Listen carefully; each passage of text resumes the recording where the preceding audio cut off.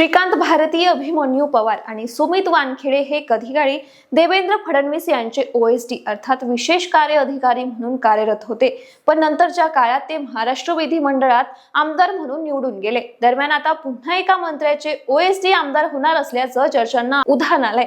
उद्योग मंत्री उदय सामंत यांचे ओएसडी सचिन सानप हे आता थेट विधान परिषदेच्या रिंगणात उतरणार असून पुणे विभाग शिक्षक मतदारसंघातून त्यांनी जोरदार तयारी सुरू केली आहे। या निवडणुकीसाठी टीडीएफ म्हणजेच शिक्षक लोकशाही आघाडीच्या वतीने आयोजित केलेल्या मुलाखतींमध्ये सचिन सानप यांनी नुकताच अर्ज दाखल करून त्यांची सविस्तर मुलाखत दिली। शिक्षकांचे मोठे प्रतिनिधित्व करणाऱ्या या आघाडीकडून उमेदवारी मिळवण्यासाठी ते प्रयत्न करताय। याशिवाय शिक्षकांचा आमदार शिक्षकच व्हावा असं म्हणत पुणे विभाग शिक्षक मतदारसंघाचं रूप पालटणार असल्याचा निर्धार त्यांनी केल्याचं दिसून येत आहे। त्यामुळे पुणे मतदारसंघातील शिक्षकांमध्ये त्यांच्या नावाची चर्चा होतीये, पण ही चर्चा होण्यामागे आणखी कोणकोणती महत्त्वाची कारणं आहे, प्राध्यापक सचिन सानप आहेत कोण, त्याबद्दलची माहिती या व्हिडिओतून समजून घेऊया। नमस्कार, मी गीतांजली आणि आपण पाहत आहात दणका। उद्योग मंत्री उदय सामंत यांच्यासारख्या वजनदार कॅबिनेट मंत्र्याच्या दालनात प्रशासकीय सेवेतील अत्यंत महत्त्वाचा अधिकारी म्हणून सचिन सानप काम पाहतात। आता ते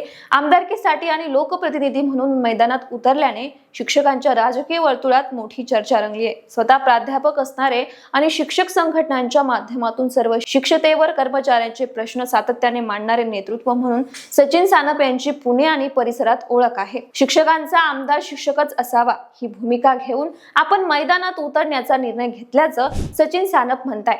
गेल्या काही काळापासून त्यांनी अत्यंत नियोजन पद्धतीने पुणे विभागातील पुणे, सोलापूर, कोल्हापूर, सांगली आणि सातारा या पाचही जिल्ह्यांमध्ये शिक्षकांच्या प्रश्नांवर बारकाईने लक्ष केंद्रित करत मोठ्या संख्येने शिक्षकांची नवीन नोंदणी पूर्ण केली आहे। त्यांच्याकडून तळागाळातील शिक्षकापर्यंतच्या भेटीगाठी सुरू असल्याने वेगवेगळ्या शिक्षक संघटनांमध्ये त्यांचं मजबूत जाळं तयार झाल्याचं सांगितलं जात आहे। शिक्षकांशी असलेल्या थेट संपर्कामुळे आणि प्रशासकीय अनुभवामुळे त्यांची उमेदवारी आता मजबूत मानली जाते। याशिवाय आणखी एक महत्त्वाचं कारण म्हणजे सध्या पुणे विभागासारख्या प्रतिष्ठित मतदारसंघाचं प्रतिनिधित्व आमदार जयंत आसगावकर करताय आणि त्यांच्या एकंदरीत कारभारावर आणि कार्यपद्धतीवर वेगवेगळ्या शिक्षक संघटनांनी तीव्र शब्दात आपली नाराजी व्यक्त केली आहे। शिक्षक संघटनांच्या मते गेल्या 6 वर्षात शिक्षकांचे अनेक गंभीर आणि जिव्हाळ्याचे प्रश्न प्रलंबित राहिले। यामध्ये प्रामुख्याने राज्यभरात गाजत असलेली जुनी पेन्शन योजना लागू करण्याची मागणी, शाळांमधील क्लिष्ट संच मान्यता प्रक्रिया, तसेच शिक्षकांच्या माथी सातत्याने मारला जाणारा अशैक्षणिक कामांचा प्रचंड अतिरिक्त ताण यासारख्या महत्त्वाच्या समस्यांचा समावेश आहे। विद्यमान आमदार आसगावकर यांना हे मूलभूत आणि रोजच्या जगण्याची निगडीत प्रश्न सोडवण्यात पूर्णपणे अपयश आल्याचा गंभीर आरोप शिक्षक संघटनांकडून उघडपणे केले जात आहे। त्यामुळे आता शिक्षण क्षेत्राशी नाळ जोडलेले आणि शिक्षकांच्या व्यथा खऱ्या अर्थाने सोडवण्यासाठी प्रशासकीय राजकीय क्षमता असलेला एक सक्षम व नवा चेहरा देण्याचा निर्णय शिक्षक संघटनांनी घेतल्याचं पाहायला मिळतंय। महत्त्वाचं म्हणजे सचिन सानप स्वतः प्राध्यापक असल्यामुळे शिक्षकांच्या दैनंदिन अडचणी, शिक्षण क्षेत्रातील वास्तव आणि शिक्षकांच्या अपेक्षांचा त्यांना प्रत्यक्ष अनुभव आहे। याशिवाय उद्योग मंत्री उदय सामंत यांचे ओएसडी म्हणून प्रशासकीय कामकाजाचा अनुभव देखील आहे। त्यांना शासनाची कार्यपद्धती आणि प्रशासकीय पातळीवर प्रश्न कसे मांडले जातात याची जवळून माहिती आहे।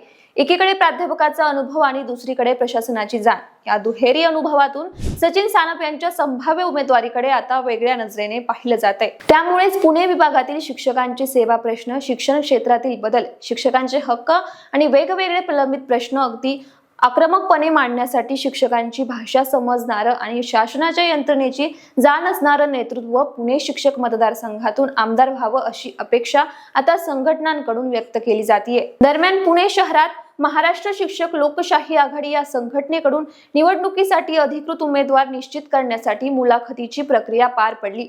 या चुरशीच्या प्रक्रियेत पुणे येथून सचिन सानप यांच्यासह इतरही काही मातब्बर आणि प्रमुख इच्छुकांनी आपला सहभाग नोंदवला होता। त्यात प्रामुख्याने सोलापूरमधून निळकंठ लिंगे, कोल्हापूरमधून कौस्तुभ गावडे आणि सांगली जिल्ह्यामधून RS पाटील या प्रतिष्ठित चेहऱ्यांनी देखील आपल्या मुलाखती दिल्या। टीडीएफने या सर्व दिग्गजांच्या मुलाखती घेतल्या असून ही संघटना आता लवकरच आपला अंतिम आणि अधिकृत उमेदवार घोषित करण्यात असल्याचं सांगण्यात येत आहे। त्यामुळे या प्रतिष्ठेच्या लढतीत टीडीएफचा उमेदवार नक्की संधी कुणाला मिळते आणि विधान परिषद आमदारकी कुणाच्या पदरात पडते याकडे पुणे विभागासह राज्यातील शैक्षणिक आणि राजकीय क्षेत्रांचं लक्ष लागलंय। बाकी पुणे शिक्षक मतदारसंघाची निवडणूक लक्षवेधी ठरेल का? तसेच मंत्र्यांचे ओएसडी सचिन सानप यांच्या संभाव्य उमेदवारीबाबत आणि निवडणूक येणाऱ्या शक्यतेवर तुम्हाला नेमकं काय वाटतं?